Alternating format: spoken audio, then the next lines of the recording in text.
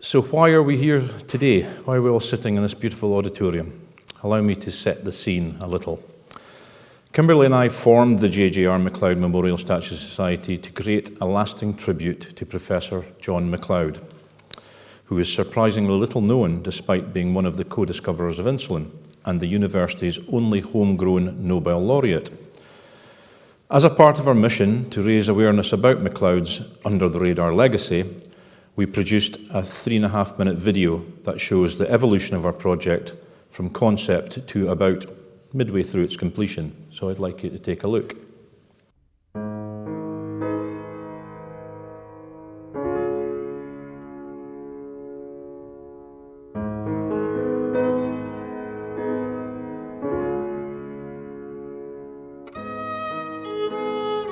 Back in the 80s, when I first heard of Professor MacLeod, it took me a wee while to find his grave, final resting place of the man who'd saved my life.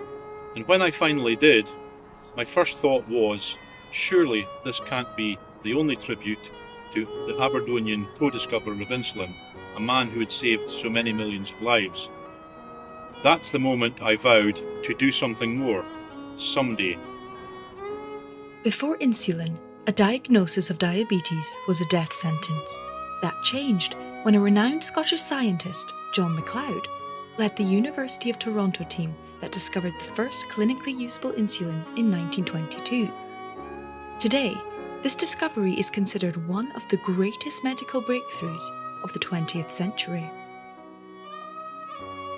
John MacLeod and Frederick Banting shared the 1923 Nobel Prize, yet somehow, MacLeod's name and legacy remain surprisingly unknown. Even here, in his native Scotland, where he returned to from Canada to serve as Regius Professor of Physiology at his alma mater, the University of Aberdeen. MacLeod never spoke about Canada again. Aberdeen's only homegrown Nobel laureate may have faded from memory forever were it not for a myth-busting book that revealed him to be the true insulin hero that history and the world completely forgot.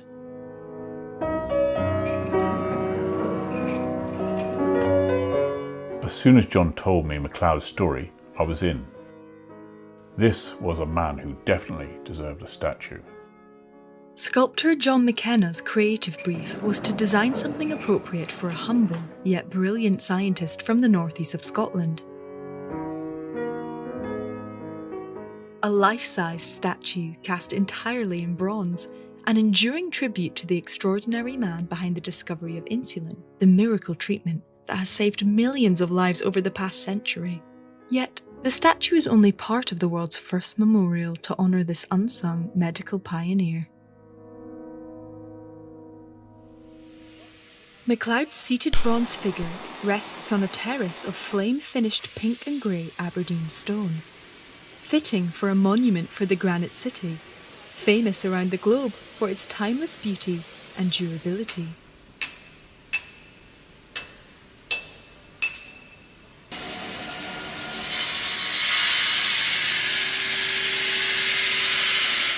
The story of John MacLeod and the discovery of insulin has all the drama of a Hollywood movie, one with a life-changing ending, as generations of people with diabetes will attest.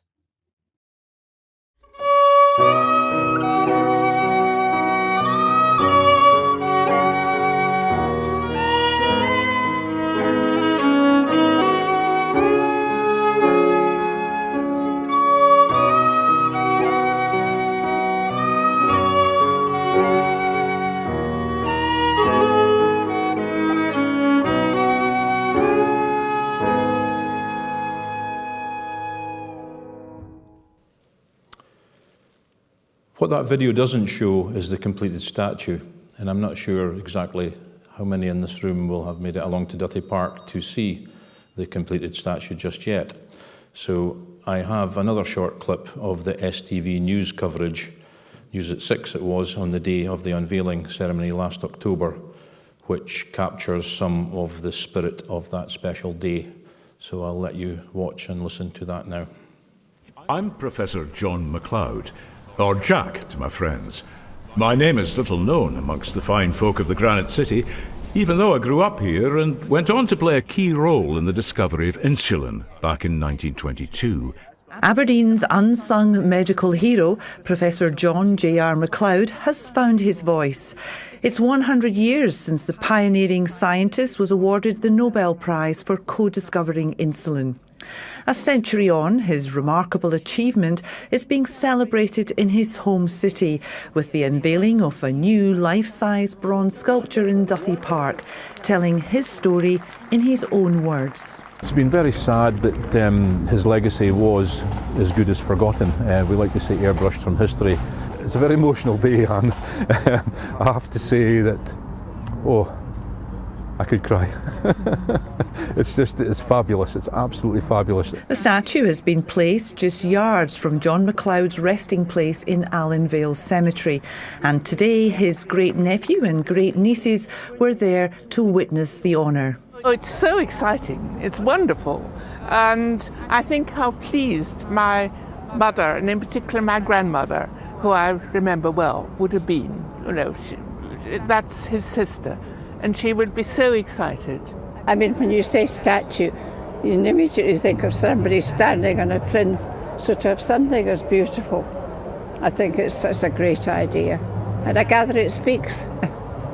Before insulin, the only way young folk with this condition could stay alive was to follow a near-starvation diet. And even that only worked for a matter of months. The statue talks thanks to mobile technology. Aberdeen-born actor and Game of Thrones star David Rintoul, the voice bringing John MacLeod's story to life. I'm very honoured, yes, it's wonderful. It's wonderful. Such a distinguished man, yes. Both my uncle and my father were medical graduates of Aberdeen. Indeed, my uncle qualified about 1934, so he'd certainly have known and might well have been taught by this man, so it means a lot, yeah.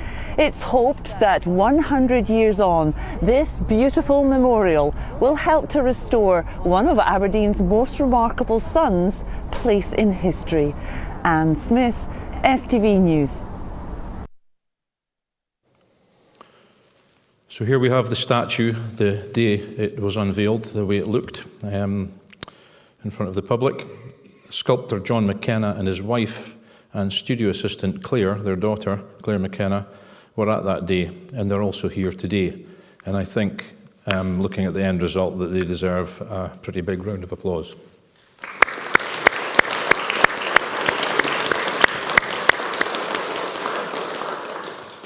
After presenting the statue as a gift to the City of Aberdeen, Kimberly and I thought our work was done. Little did we know we'd be organising another MacLeod event and an unveiling less than a year later. Have you put that coat of wax on the statue yet, David? I'm going off script here. I remember when I handed that statue across to you with Kimberly that we gave you a tin of wax.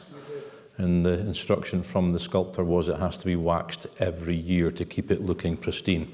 So I'll come and help you. It's not quite a year. Wonderful. The memorial was created to, beg your pardon, I should be flicking on. The memorial was created to honour insulin's unsung hero, the renowned Scottish scientist who served as a stabilising force whilst guiding an extremely volatile team, a team that could have very easily fallen apart at various stages throughout the discovery. Such recognition was well deserved and long overdue. And yet we felt there was something missing. In actual fact, there were 4 members of the team: Banting, Best, Colop and MacLeod, and each one played a vital role. We thought, what if we did something to make MacLeod's Corner a bit more inclusive?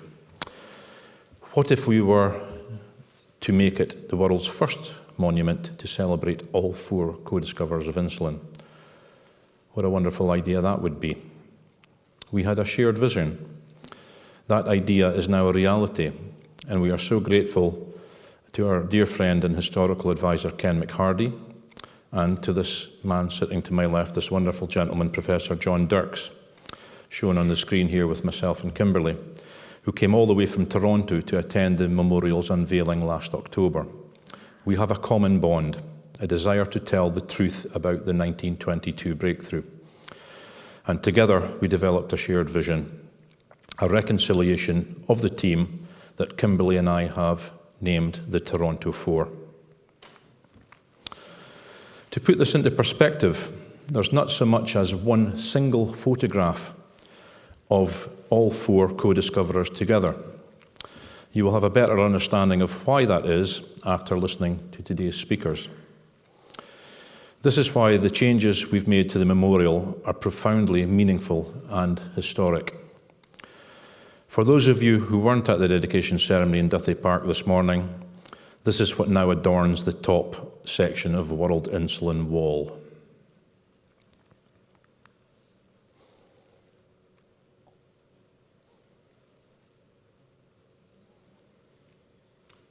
So there we go.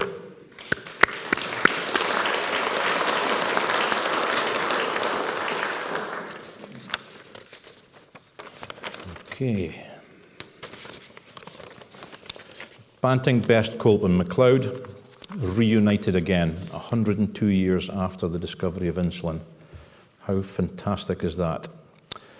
My co-founder is a children's author, and this memorial is all about storytelling, the real story of the discovery of insulin. So for visitors who come to Duthie Park and want to know more about the names, we've commissioned this, which is a cast bronze medallion that our sculptor will be making to be inset into the path just in front of the World Insulin Wall. The words say, "The fortuitous coming together of J.J.R. MacLeod's experience and leadership, Frederick Banting's raw determination, Charles Best's skillful assistance, and Bertram Collip's laboratory expertise enabled the discovery, development, and worldwide distribution of clinically useful insulin." As our speakers will reveal today, if any member of the Toronto Four was taken out of the equation, well, almost certainly the discovery of insulin would not have happened when it did. It was the particular alchemy of these four men coming together in the right place at the right time that made one of history's greatest medical breakthroughs possible. It is our great hope that someday soon, when anyone asks who discovered insulin, the answer will not be one or two, but all four of these names. And if people know that one of those four just so happened to be from Scotland, what could be better than that?